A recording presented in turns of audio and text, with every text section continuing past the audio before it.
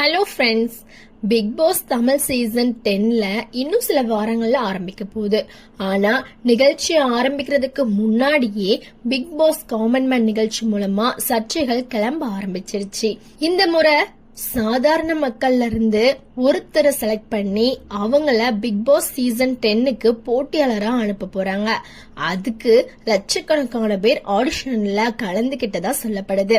பல கட்ட ஆடிஷனுக்கு அப்புறம் ஒருத்தரை மட்டும் செலக்ட் பண்ண போறாங்க.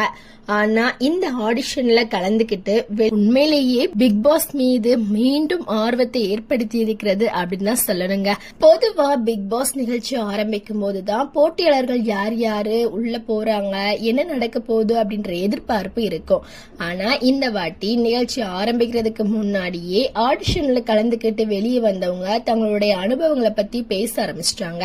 அதனால இப்ப மக்கள் மத்தியில இன்னொரு கேள்வியும் இருக்கு. உண்மையிலேயே